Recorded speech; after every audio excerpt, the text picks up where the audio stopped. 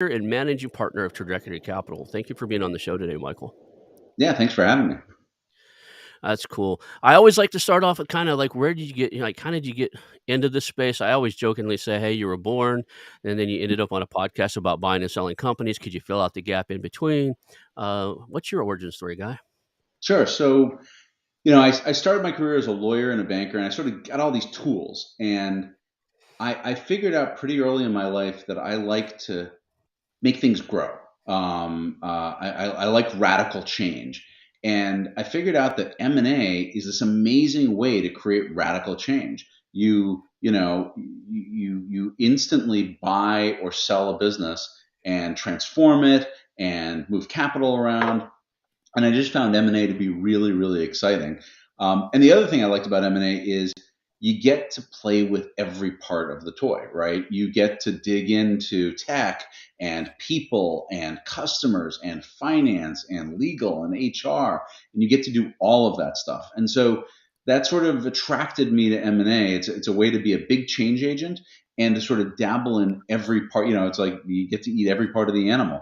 And so I started my career and I've done M&A from sort of every different angle imaginable: law, finance, buyer, seller, investor. Done about 110 deals in my career, and I just find them fascinating because no matter how many I do, every single one is different, and every single one scares, surprises, sort of delights me.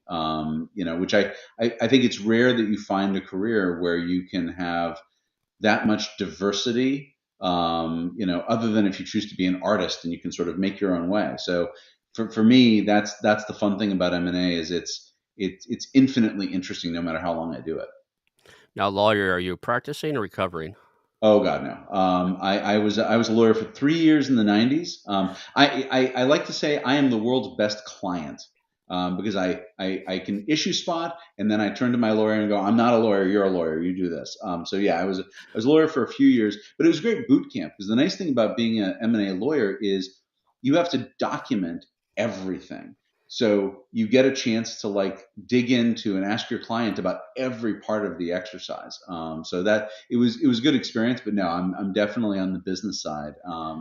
And banking was fun for me, but I think I found, while I liked doing the deal, I was much more interested in the why are we doing it at the front end and how do we actually make the money at the back end. So the transaction negotiation is super fun, but I like to have the whole thing. So I like to be the principal who's deciding why we're doing this and then wrenching on the business after we buy it to make it the best it can be. It's interesting as I got approved into a law school, started the first semester. I won't say where, but anyway, is in California, and got into the first semester, ended up in a divorce, and had to take a pause. Mm. Kind of jokingly said, I had a hard time finding a lawyer I liked, so I didn't want to be one of those guys.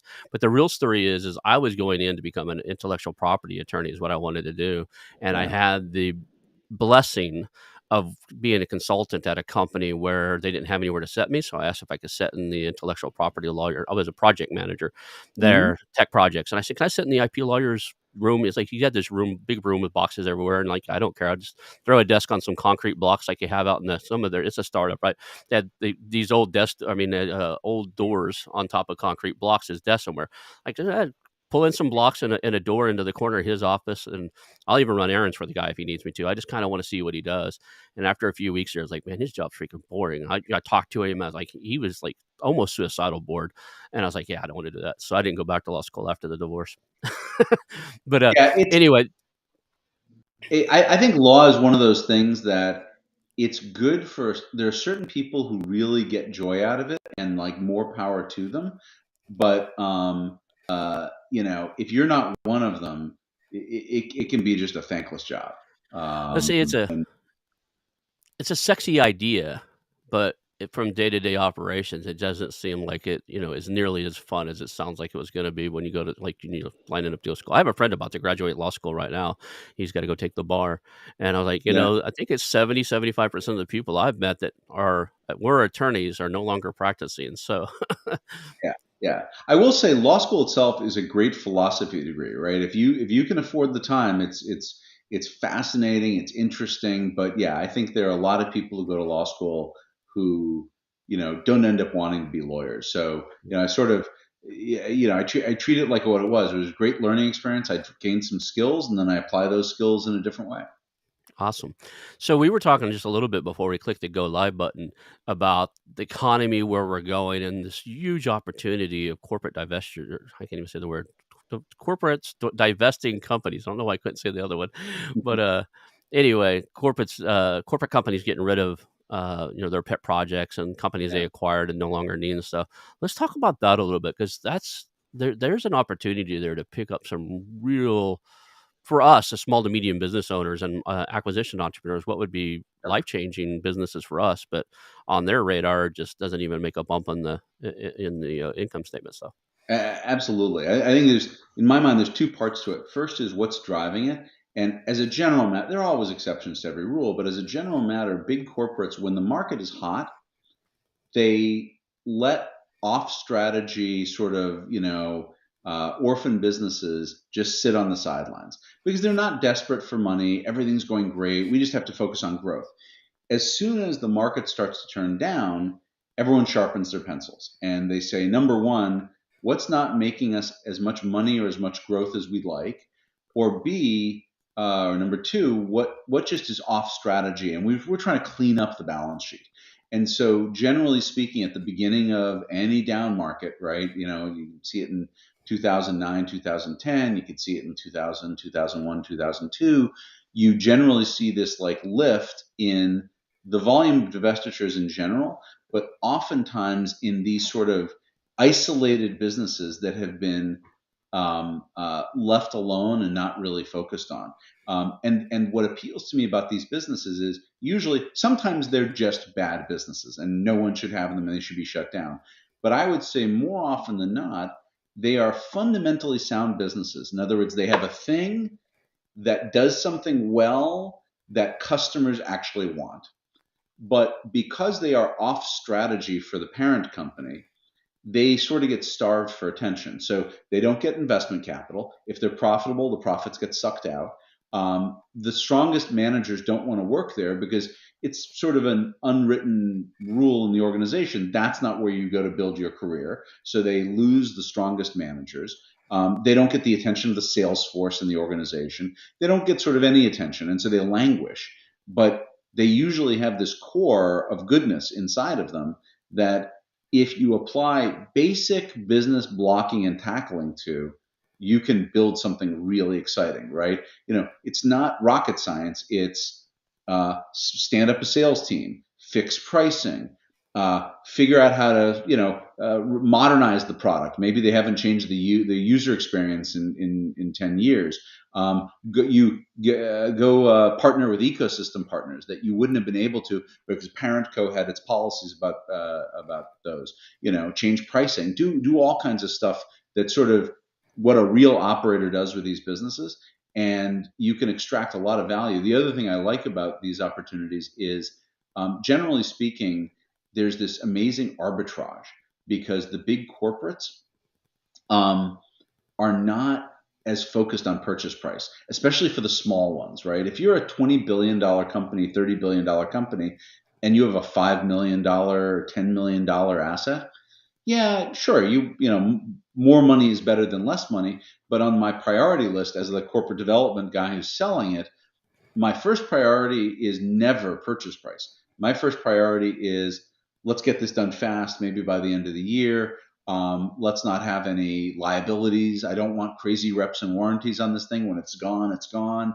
I want the employees treated well because they're going to talk to their former colleagues. I want the customers treated well because maybe the customers are also still customers of mine, right? So maybe it's a $50,000 customer of this business and a $27 million customer of mine.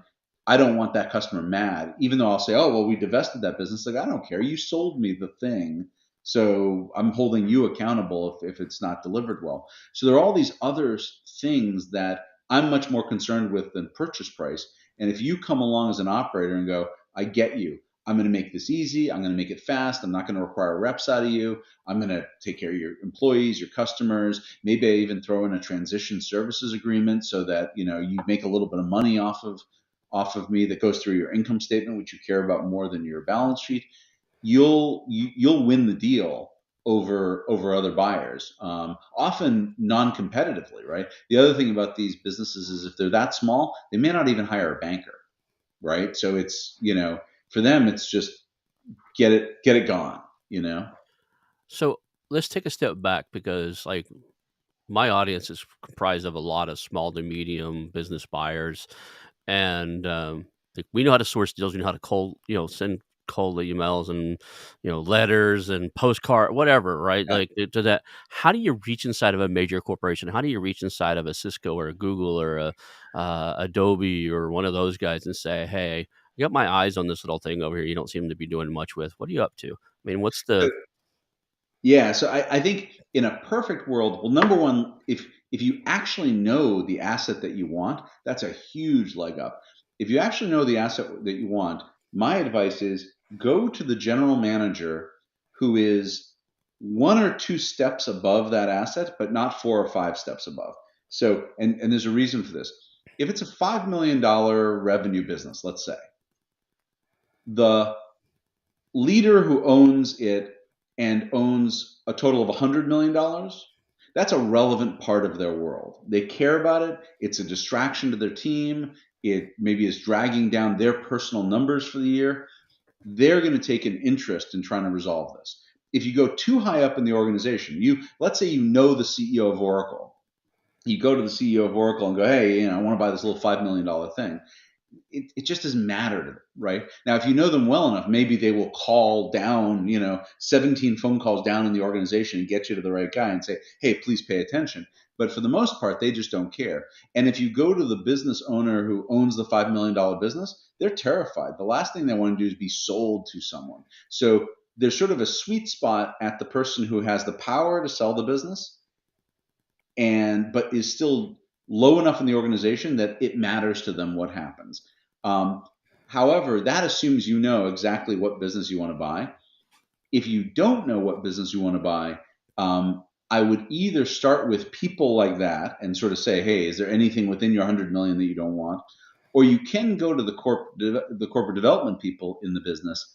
The challenge with corporate development people is, as a general matter, they want to run a rigorous process. They're wired. Your $100 million GM doesn't care about the purchase price because it doesn't go to him. It goes to the mothership's balance sheet. They care about getting this out of their business because it's a distraction.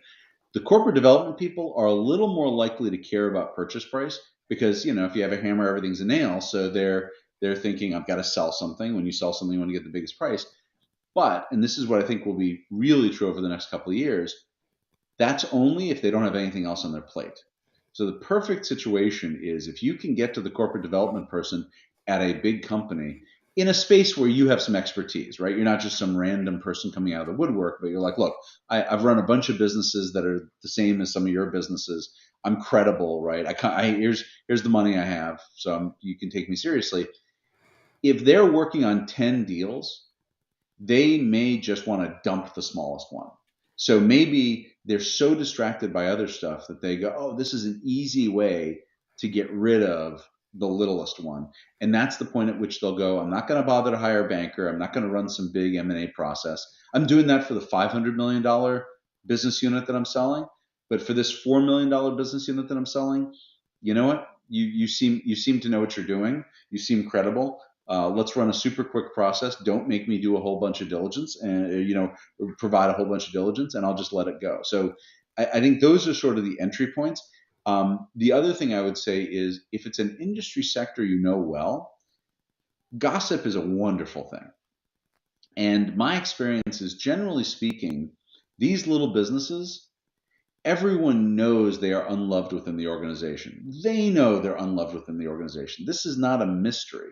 So if you hang out at a industry conference, and I've always said the best market intelligence and due diligence is found at the bar at industry conferences when you're the guy who's buying the drinks, because no one's going to give you anything that's strictly, they're not going to be like, oh, well, here are the financials for that business.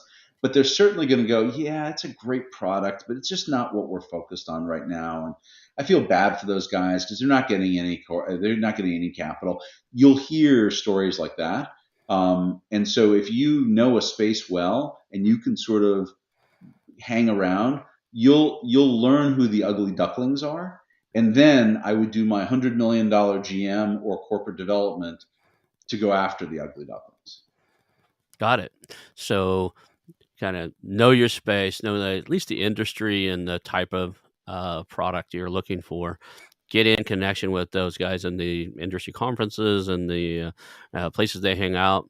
Maybe even on the social. I mean, I could see Oh, yeah. where if you're in the right circles on the social networks, and you say, hey, if your company doesn't love you, right? Exactly. If you're a product inside of a company and the company doesn't love you, you don't get the capital, you don't get anything.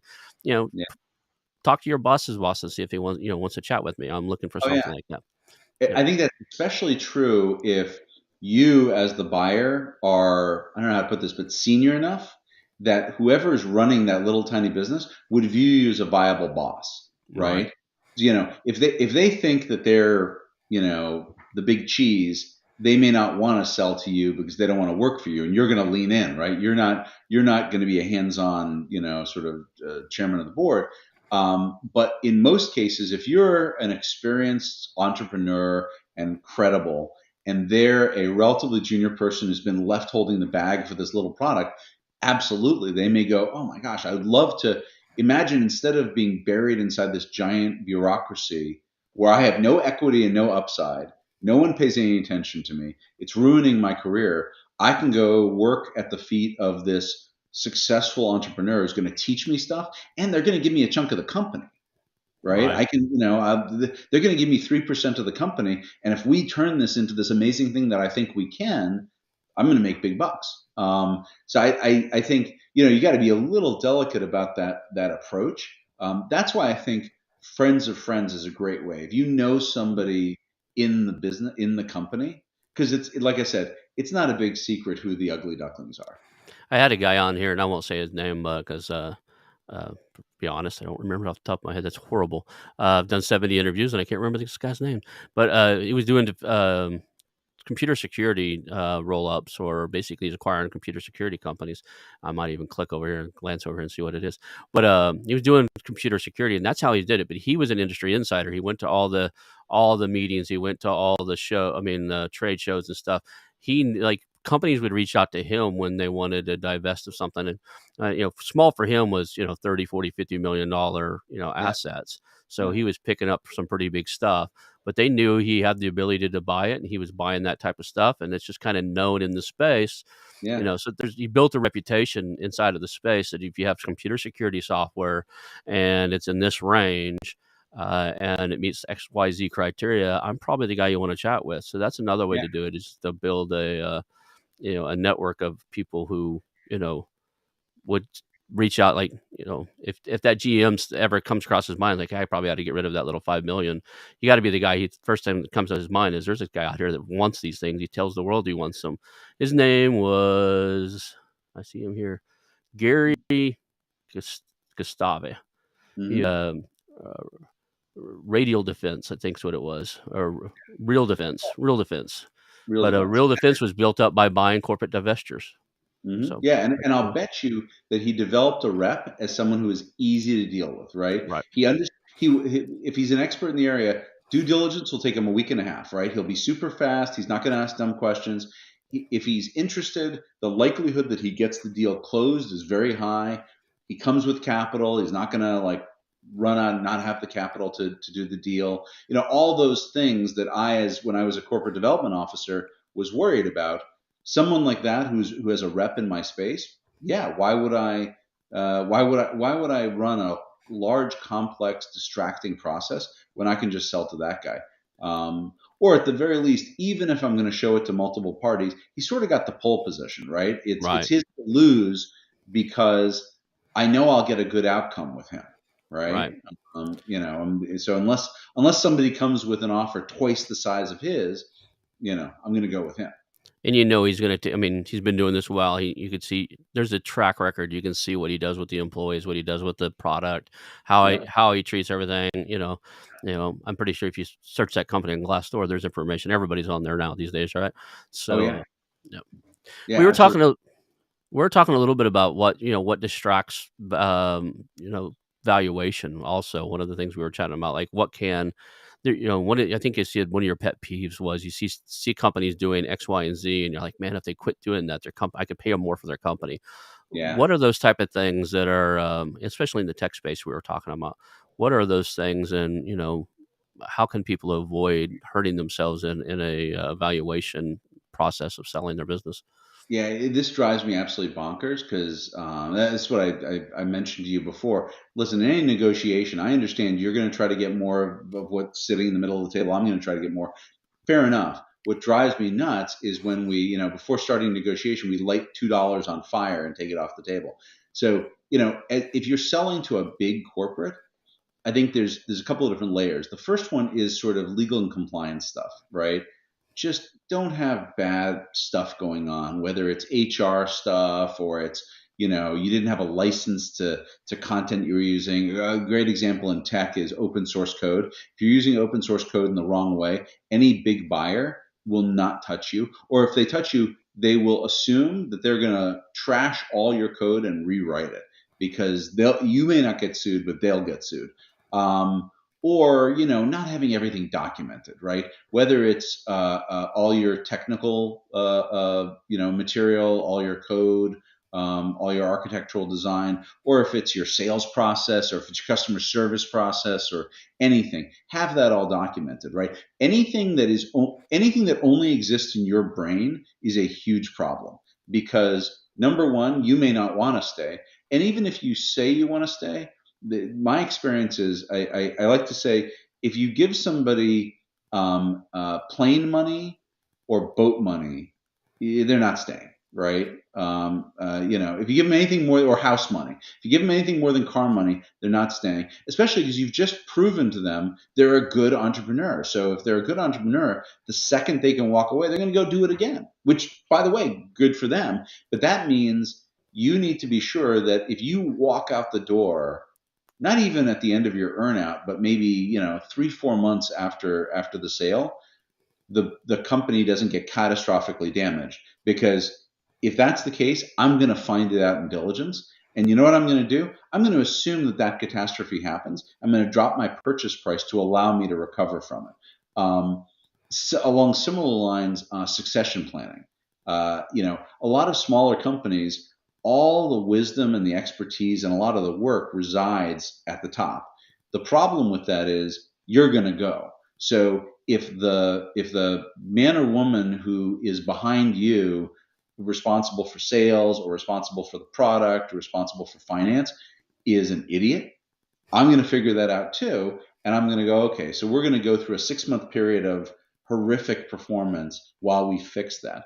So similarly, customer contracts, right? And actually any contract should be on market terms that I'm going to find acceptable, right? Because I'm absorbing you. So as an example, if your customer contracts say, if my product doesn't work, you can sue me for infinity dollars, it's going to be a problem for me, the big buyer, and I'm going to have to figure out what to do about that. Or similarly, if your contracts are really vague about what level of support you'll provide, right? If there's a problem, we'll solve it for you no matter what it is. All that kind of stuff. I just sit there as I go through diligence, and trust me, I will find it. And I go 1% off of purchase price, 1% off of purchase price, and I just tick it off. So all that kind of prep work, in a sense, all you have to do is put yourself in the shoes of a massive corporate buyer who's really risk averse, and they just want to know that they're getting what their deal says they're getting. They don't want surprises, they don't want bad news, they don't want drama. Fix all of that, and then show them how you fixed it, because I'm at a huge disadvantage to you, right? You've run the company, you've had your hands in everything. I've got 2 weeks after I sign an NDA with you to try to figure out what the heck is going on under the covers. Because of course your PowerPoint deck to me is all jazz hands, right? Your PowerPoint deck is we're fantastic, we're beautiful, line rocket to the stars. I've got like 2 or 3 weeks to try to dig through files that you put up on a SharePoint and try to figure out what's actually going on with your company. And so anytime I don't see something or you don't prove to me that something's there, I'm going to assume it's a problem. I got to be risk averse, right? So you've got me at a huge information disadvantage. So I would fix all of that stuff and then show me how you fixed it. And I like to say I would generally pay 10 to 30% more for a company if all that stuff were fixed. It always breaks my heart to see an entrepreneur who spent 10 years building a business and loses 30% of the value of their work by not doing some relatively simple blocking and tackling over like the 18 months before they sell the business. Now, instead of all the contracts, a lot of these companies, like, they have recurring contracts for, Yeah. like, software as a service and that stuff. One of the things that we're taught to look for is the assumable or language, like in the event the company sells, the contract still in place. How Yeah. I understand that. I mean, how important is that? I see it saved me a tough conversation with all my customers if it's already in place, right? Yeah, I would say generally it's very attractive, right? The last thing I want to do is have customers walk away. That said, I think it depends on the nature of the product. So if you have a product that's really sticky, I'm a little less worried, right? Like if, if you have a piece of technology that's buried in the guts of your infrastructure and it would be incredibly painful for you to pull it out, then I'm a little less worried about that because I'm going to have time to go to those customers and say, hey, we're the new owners, we're going to treat you well, blah blah blah. The easier it is for the customers to get out, the worse. And actually, I'll give you a war story that is the case study for this. I won't name the company, but a long time ago, early in my career, when I was even more of an idiot. I acquired a little business, and there were two characteristics to the business that are important. The first one is the talent market for the talent, especially the customer service reps, was super hot at the time. And the second is that the customers had automatic right to transfer to another vendor on no notice for any reason. And we bought this company. And then I, as the M&A guy, went, ta-da, I'm very proud of myself. And I went on to do other stuff. And about a month later, I checked in with the GM who was supposed to be, he acquired the business and was supposed to be integrating it. I said, what's going on? He goes, yeah, I should probably check on that. I said, what do you mean you got to check on that? Haven't you started to integrate? Haven't you? He goes, no. We sent out a mass email to all the employees and the customers telling them we bought the business, and then we did nothing else. I said, well, you should go check on that. And when we checked, what we discovered is two things that happened. The first one is all the employees got this email with no information about whether they still had a job, how much they were going to get paid, what their benefits were going to be. And it was a hot market. So they all up and left. We lost a third of the employee base. They just walked out. At the same time, all the customers got that email. And the first thing they thought is, well, let me check what the deal is with this. What does this mean for me? They called their customer service reps. Well, those people weren't at their desks. They were all gone. So the customers got no answer and they got nervous. Half of them left. 50% of the revenue just walked out the door.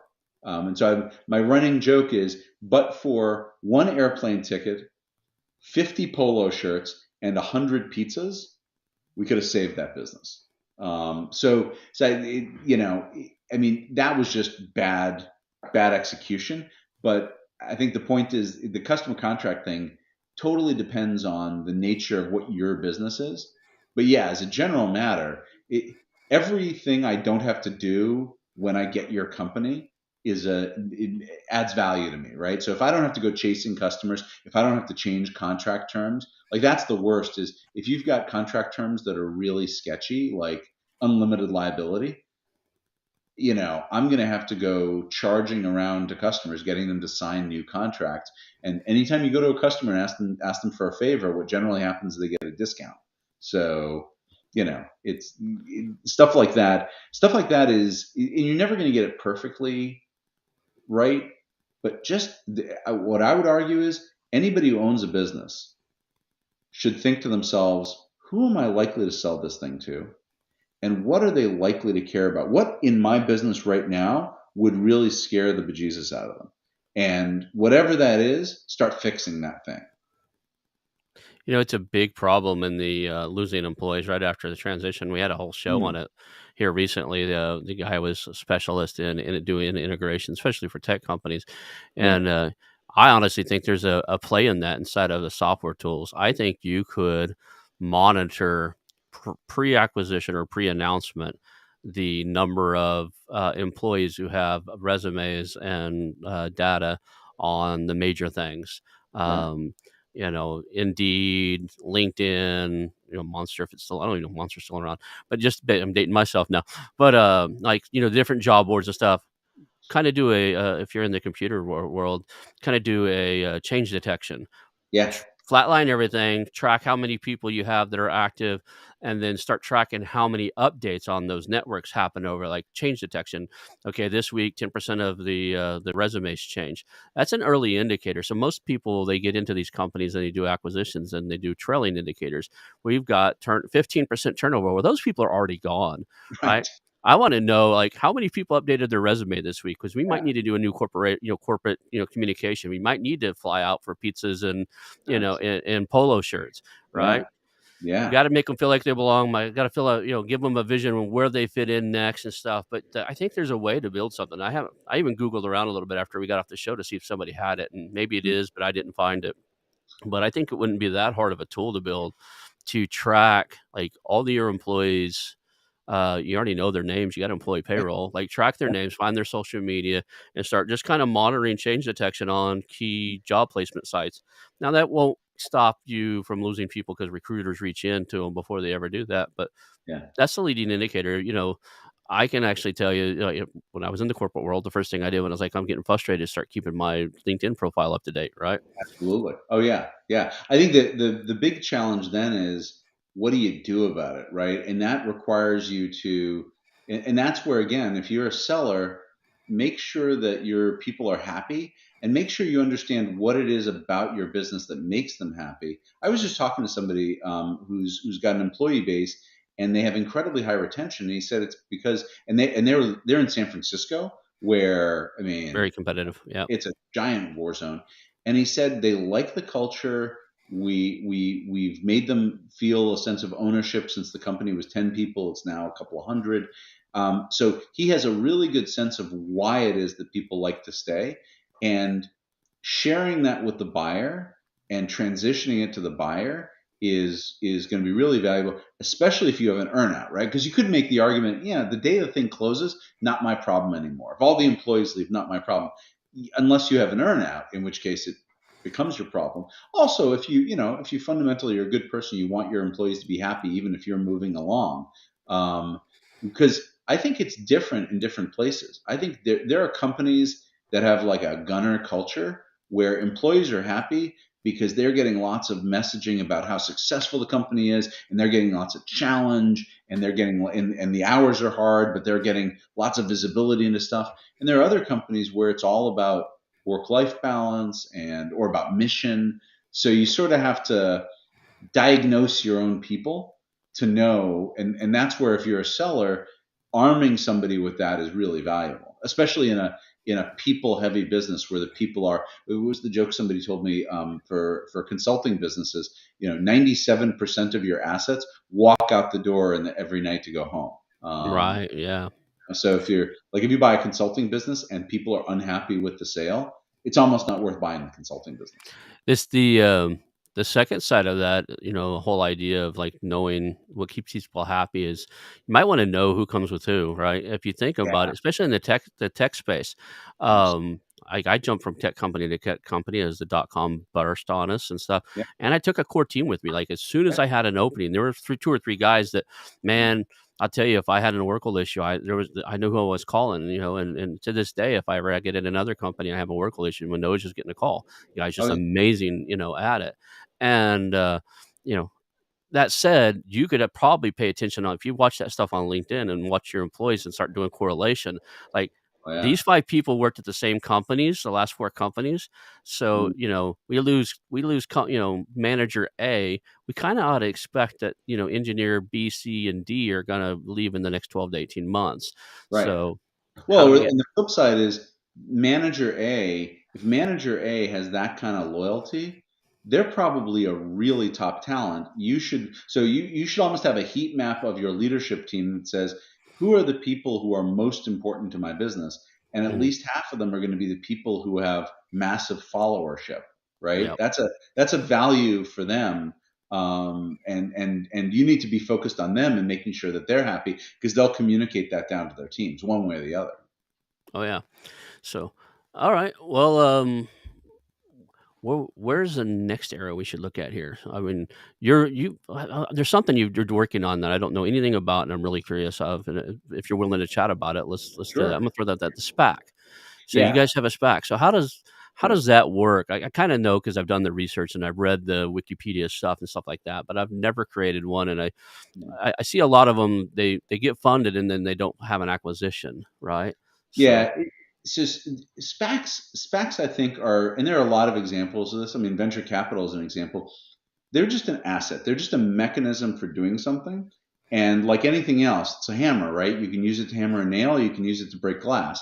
And so, the fundamental premise of the SPAC is that you have companies out there that are ready to be public companies, but aren't natural candidates for the very traditional IPO process. They are relatively small, so they're not going to get enough attention from the investment banks.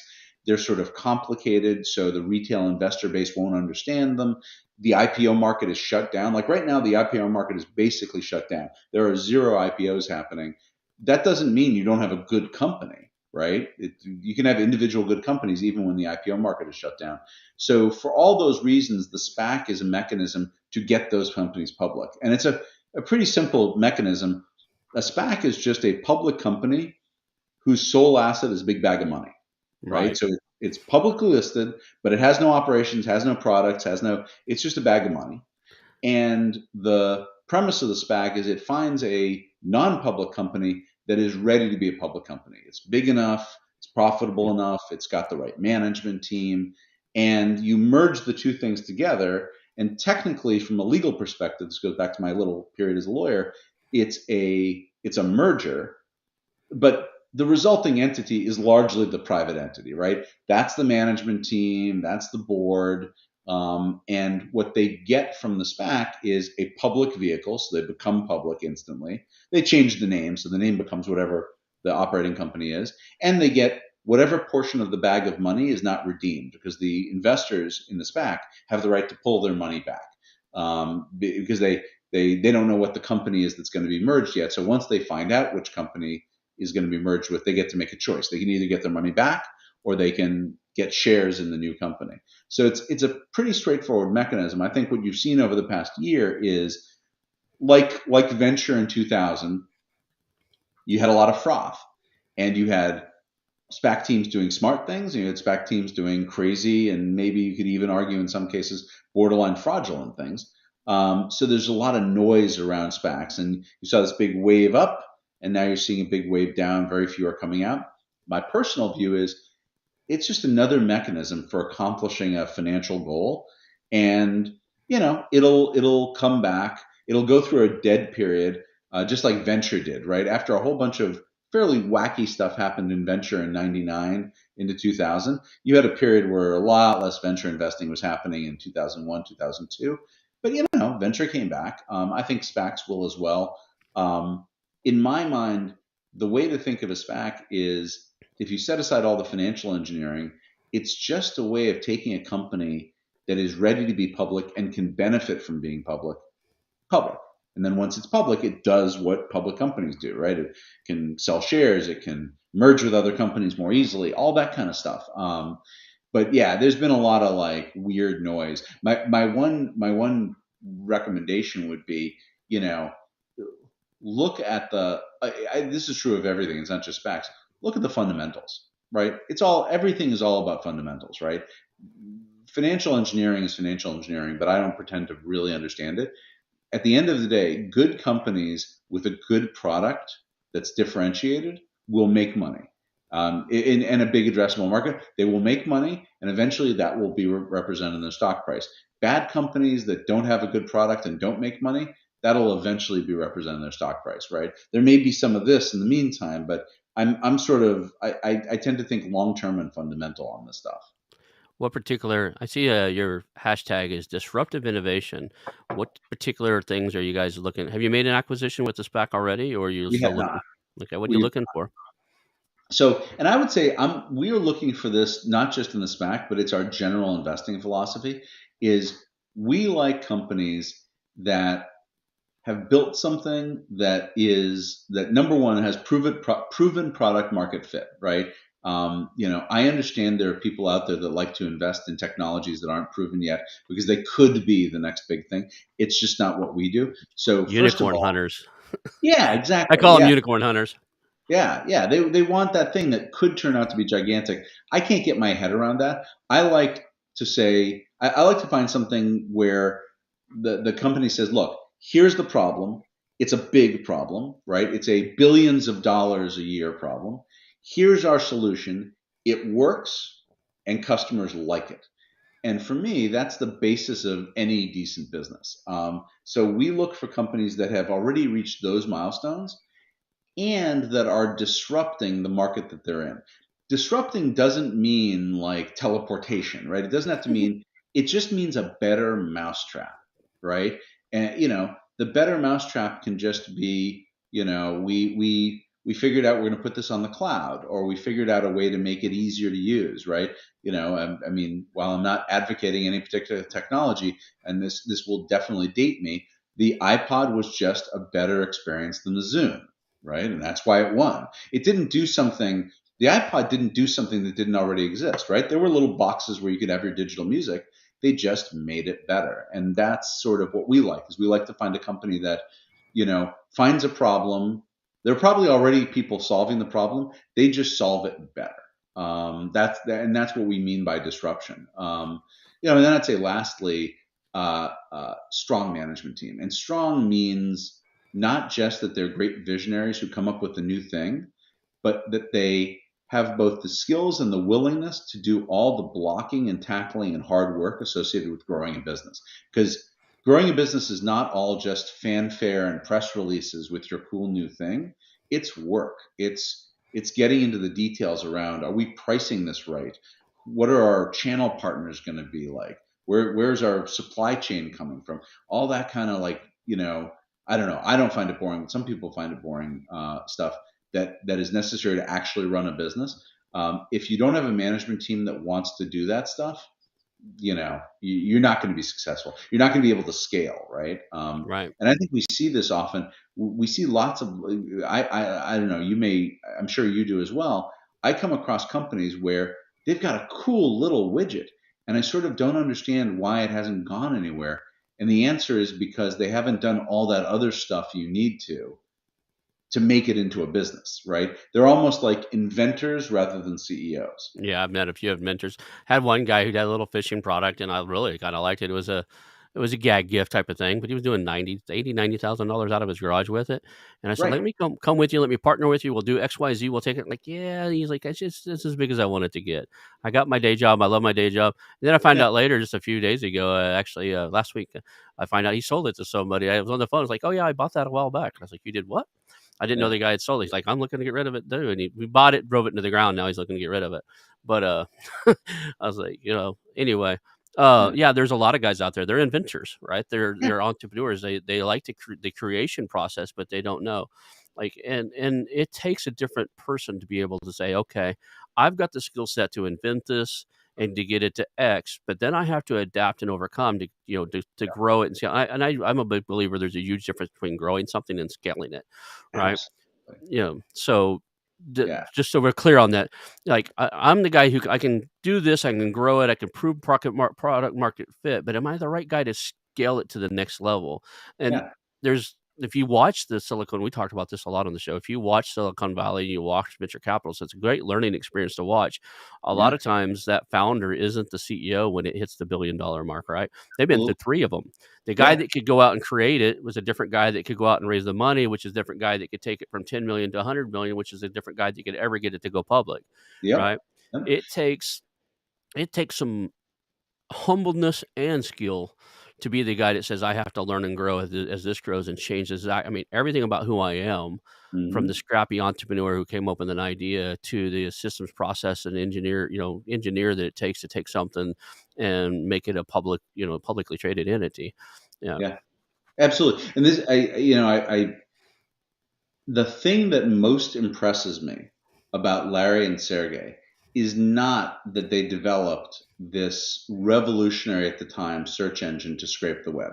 That's actually, I'm impressed by that. The thing that impresses me the most about those two humans is that at a moment in time when they were rock stars, making massive amounts of money, being hugely successful, no one was putting any pressure on them. They, of their own accord, stepped back and said, we don't know how to run a company this big. We're going to bring in a pro who is not going to let us dominate them, right? In fact, the opposite. We're going to learn from that pro. We're going to cede control to him so that we can learn from him, and we're going to bring in the best, right? We're not going to bring in somebody that we know we can intellectually dominate. We're going to bring in the best. And then they let him run their business for a long time while they very purposefully learned what they didn't know. The, the, the level of like ego control necessary to do that, I think, is frankly more impressive than the fact that they invented the thing in the first place. yeah, it's like a 1 in a million type of individual, 1 in 1,000 at least, right? You'll go Yeah, through 1,000 CEOs who will put their ego in front of them and not humble themselves to be able to move to the next level before you'll ever come across the one guy that goes, you know what? I'm probably not the guy to be, to be the day to day, yeah, operator of this company now. Even though I founded it and I started it, I need to step back, sit on the board and let somebody else take it from here to the next level. Otherwise, it's going to take us longer and it's going to cost us more, and we have a higher risk of failing. That's just a skill or a personal development thing. I didn't want to bring this up. I seen your thing. You said what does it say in here? One of the thing you mentioned EST. Is that a Werner Erhard? I'm sorry, what? I had seen on one of your, I think in your bio there, you mentioned, let's see here, EST. Is that right? Am I Yeah, messing you? Um, uh, Trying to think here. Let's see here. Self help type of thing. Did I mix you with somebody else? maybe I haven't done EST, although I've done I do meditation and stuff like that, Yeah, and I was reading. It was on your blog. I was reading about your blog, and let's see, we're here. yeah, I think that oh, I know what you're talking about. Yeah, it's an article I wrote. Yeah, I think that I'll make it even broader. I think self-awareness is the most valuable tool you can have. Knowing what you do know and knowing what you don't know and being okay with it Yeah, is so massively important because otherwise you can't get out of your own way. yeah. It mentioned it in your meditation, mindfulness, and business Yeah. innovation blog about like yoga, organic gardening, and EST. And I'm thinking, did he do EST training? I So didn't do it, but yeah, I know I haven't done ESG training, but my view is you have to find the right mechanism, and so for some people it's EST, for me it's meditation. I couldn't do yoga to save my life, but whatever it is, you have to find that thing that number one allows you to be calm and be joyous, and number two allows you to be sort of comfortable in your own skin, so that you can say, this is something I don't know, right? This is yeah, something I got to get help from somebody else because I don't know it. Those are the people that I think are the most successful because effectively, if you can rely on other people, you become a superhero, right? You can do anything because you just fill in your own gaps with, other people around you. If you don't do that, then you're limited to whatever it is you can do. yeah. I'm a big fan of both. I'm old enough that I didn't get to go, or I'm young enough I didn't get to do the EST thing, but I did the predecessor of what it turned into over time. And I'm a big fan of the meditation and centering self. And the reason I wanted to bring it in this show is that person that can, you know, move out of his own way is very well developed, personally. He understands Yeah. that, like, that ego control, that does, like, not letting your ego get in your own way is something as a CEO that is an incredible, incredible trait. Absolutely. Not getting frustrated under pressure. The best guest I've had. Now you're really good at this too. Best guest I've ever had is Adam Coffey, who's done private equity and teaches does a lot of private equity. He has 2 or 3 books on it right now.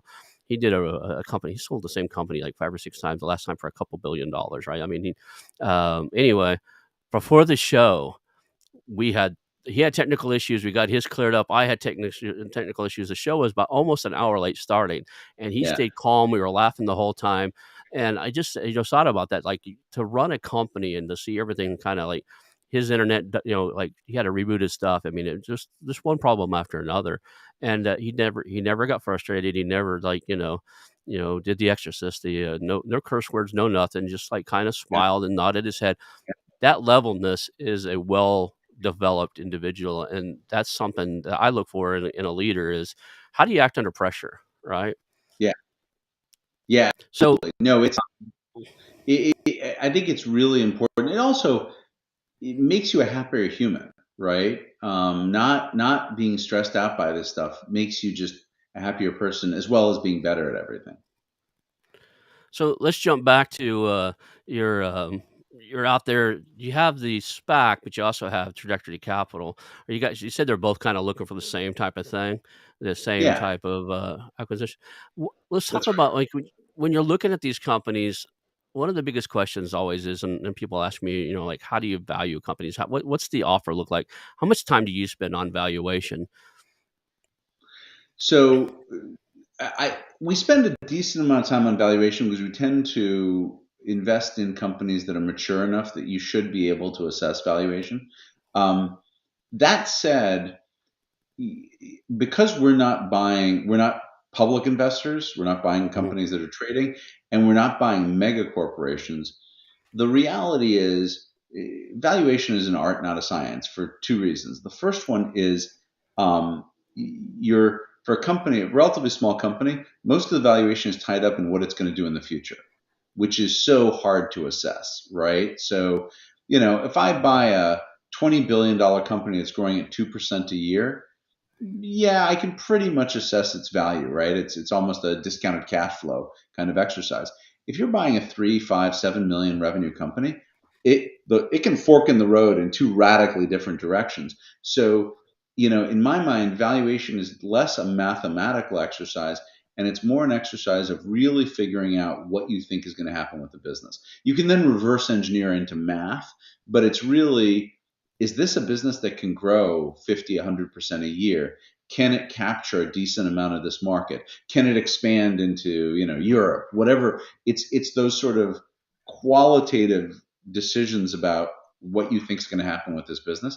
Then the other thing I would say is, you know, we can all pretend that valuation is a math exercise, but the reality is valuation is a meeting of the minds, right? It's valuation is what's the least you're willing to accept for it, and the most I'm willing to pay for it. And if there's an overlap between those two numbers, the area in the middle is the negotiation. But I try to spend a lot of time trying to figure out when I'm buying something, what does the other person want for it, and I want to expand from just financial valuation on that point because I think that's where we often miss an opportunity. Oftentimes, people want something other than purchase price. And if you can identify what they want, you can actually craft a deal that's better for both sides, right? So we talked about that with the corporate divestitures. I want my customers to be treated well. I'll take a hit on purchase price for that. If you're talking about buying from a founder, they want their employees to be taken care of. I've met founders who, whether they can actually explain it in words, they're willing to take a lower price to have their brand remain out there. They built this brand; it's their family name, it's whatever, or they want to stay around. and they're willing to take a lower purchase price if they can have a role, or they don't want to stay around. We bought a company last year, and the founder explicitly did not want to stay around and was willing to take a lower purchase price. It wasn't even that he wasn't going to sell if he was required to stay for a year or two. So I think in addition to doing the mathematical valuation exercise, and I do all the traditional stuff, right? You look at transaction comps, try to figure out what other people are paying for those businesses. You do financial analysis and discounted cash flow, trading comps, if it's big enough to be relevant to a public company, to sort of figure out what's the reasonable cash flow. But the reality is the biggest variables in valuation have to do with the likely outcomes in the future. Because if I can get comfortable this company is going to go from growing at 20% a year to growing at 100% a year, I can pay, 5, 10 times as much for the company. So all that funky math based on last year's P&L is probably less important than what's my level of confidence that the tech is really differentiated. No one else is going to be able to come up with something, or the management team are actually good at what they do, and I'm not going to have to replace them. All that stuff is, people like to do the math because it's sort of easy, and then they can be really proud of the fact that they know the company is worth $7.2356 million. But I usually find for any company other than maybe a gold mine, it's much more about guesstimating what's going to happen in the future, and what the other guy's willing to take. And is there an overlap between those two? Yeah, I've had a lot of people on the show, and they've all conferred or agreed that the majority of the deals they've seen, the highest bidder wasn't necessarily the offer that was accepted on multiple offer situations. A Yeah, lot of times, as a matter of fact, as close as I can tell, like 70-75% of the time, it's not the highest offer. It's very often it's the offers are close. Offers are close. Don't get me wrong, but very often it's who's got going to take care of the safe pair of hands, right? Who's going to take care of the exactly. employees Yeah, and the customers? yeah. Especially when you've got a founder, because listen, money is nice, but at the end of the day, especially if you're already wealthy, money isn't everything. I once looked at a company. We didn't end up buying them for reasons that had to do with us, not them. But it was a company located in a relatively small town. This company represented, I'm going to say, 15 or 20% of the jobs in the town. And the owner, who was already very wealthy, right? This was a relatively small town. He had by far the biggest house in the town. He had everything you'd ever want. And he said explicitly to me, a big part of how he was going to consider my offer was that I needed to tell him what my plan was for the employees, because he was not going to be able to walk around his town or go to his golf club if he sold the company and we fired all the employees. So a big part of what he wanted was a commitment that we were not going to leave the town, right? That we were going to Right. keep and he would take a lower purchase price for that, because it would destroy if he was viewed as the guy who got everyone fired. It was going to destroy his life. His kids were going to get made fun of at school. That was way more important to him than an extra $5 million in purchase price. So I think sussing that out, figuring out what does the other person really want, and then if you go a layer deeper, like we talked about ego, like how do they want to feel, right? A good example is some people want to feel like they win. So you offer them a lower price knowing that you want them to feel like they beat you up and got to a higher price. Or they want to feel like this is a friendship. They don't like to do business with people who are mean, so you don't want to be aggressive. Or the opposite scenario, they want to feel like they beat somebody who is tough, and if you're too easy on them, that means they must have left something on the table, so you got to fight them really hard. Like figuring out that psychology um, can translate into dollars of value. Do you have any pointers or tips on questions you would ask an entrepreneur to figure out where they stand mentally? Oh yeah. Number one, and I am the antithesis of it, but I learned to rein myself in. Let them talk. Let them talk and talk and talk. Try to go out to dinner with them. Ask, and you'll find stuff out about them by asking questions that have nothing to do with their business. What do they do for fun? Where do they go for trips? Tell me about your family. Get to know them personally, and you'll start to dissect what makes them tick. The other thing is they may be hesitant to say what they want. So you may have to guess at it or talk to people around them, right? And again, it's not that I'm saying that their number two or their CFO is going to like breach their confidence, but they might be willing to say, listen, the brand is really important to Susan. Susan really cares about the brand. You should keep that in mind, right? Right. So I think asking a lot of questions and asking a lot of questions that aren't traditional due diligence questions like, well, how'd you get started in this business? Why'd you build it? Why'd you choose this product? Why'd you choose this location? What's your philosophy around how you run your business? How would you describe your culture? Stuff like that will you'll start to extract little nuggets. At least I'm on the right track, 'cause that's where I always start. I love starting, like, "What, tell me how you built this, like, tell me the origin story." And Yeah. then, I have a knack for people just opening up to me. So I used to not like it much, 'cause I within 10 minutes, I know everything about anybody around me. And then I Yeah. got to where I was like, "Well, that's actually a not a bad skill to have." And, so that I always start Uh, there. I always start with, like, "So tell me how you built this, how did" you know you got family? Are they involved in the business? I asked that one a lot, because I found a few times where husband's leaving, and we find out later towards the end of the due diligence that wife probably won't want to stay around either, and she's been doing all the books for years, right? Or she's like the glue that holds everything together. They call her the office assistant, but she does pretty much everything, and he's just the figurehead. You'd mhm. be surprised on how many times in the older businesses where, like, the owners in their 70s, in their generation, it wasn't common, especially in manufacturing stuff, for women to start those type of businesses. But when you Yeah. really look at it, my dad worked his entire life at one, and Emerson and Wanda ran it. They're both gone now. Wanda run that business from day one. Emerson knew paint. It was a paint manufacturing company. He knew how to, how to do that. He came from that industry. Wanda ran Mhm. that business. She ran the sales guys. He walked around and manage stuff. I remember as a kid, he would buy, like, I used to love taking stuff there to sell to him, because he's like, "Oh, you're selling candy canes? I'll buy one for everybody in the factory." And you stop by, and if you're the first one to sell chocolate bars, he'd buy Right. 100 of them, because he had almost 100 employees, right? So I always made sure I had extra boxes in the back, because I knew what he was going to say. But she ran that company, and in the early stages, she's probably one of the biggest influences I had to be an entrepreneur, because on Saturdays my dad would take me to work, and she'd always have me come sit with her for a little while, and I would see her do. She did accounting on the big green pads, like, for the weighing computers and stuff, and I would see her doing all this stuff, and I was like, "What are you doing?" And she's like, "Come around here," and she'd show me and why she's doing it and why it's important, and you know, but yeah. So knowing who's in the company, who the key players are, what their motivations are, and getting to know who interacts is important. I get that.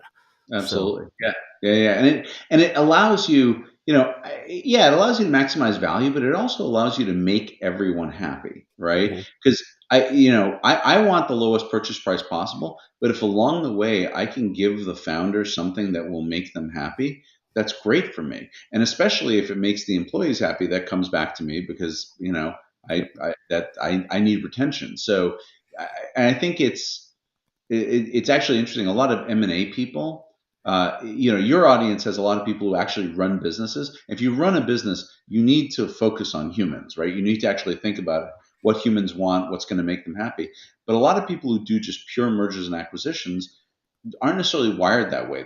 They haven't necessarily run businesses. They haven't had to think about employee morale as much, and they tend to try to make it a purely financial transaction. And I feel like it's almost two ships passing in the night between them and the founders, because the founders are like, yeah, yeah, I understand you want to, it.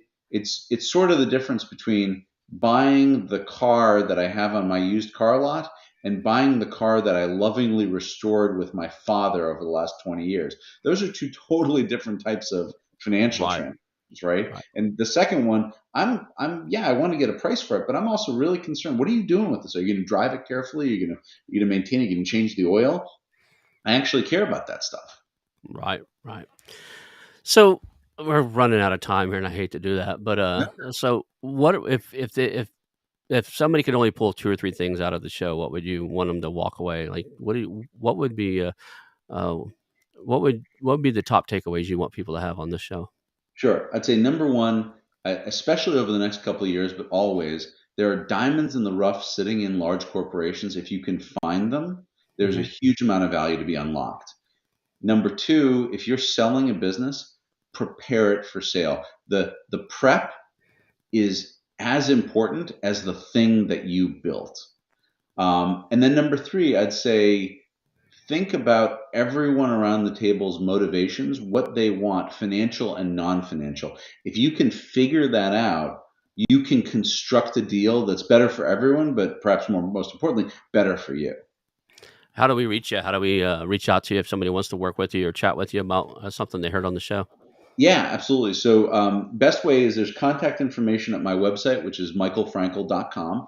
And I also have a couple of books, depending on what level of sophistication you have around M&A. I've written a book called M&A Basics and another one called M&A Deal Makers. And I try to speak on things like this because I love this topic. And then you can find me on LinkedIn as well. I'm a little bit of a Luddite, so I'm not on Instagram or TikTok or any of that stuff. But yeah, michaelfrankel.com and LinkedIn, always a good place to get me. I'll put all those links inside of the show notes. I'll have my team also put the books on Amazon on there so people can get to that.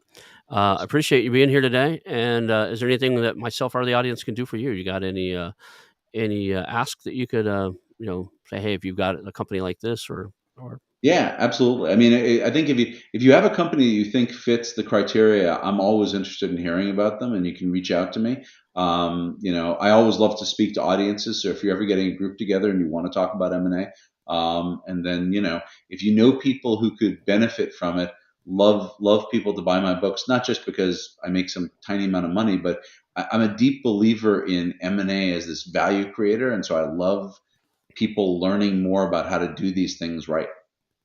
Lynn over at Acquisition Aficionado Magazine's putting together an event here. He asked me to be one of the speakers, but if you'd like to talk, it's gonna be a virtual event. But he's got a magazine about buying and selling companies, and he's putting together something. It sounds like we'll get you on the radar for him to see if you guys want to have a chat about that.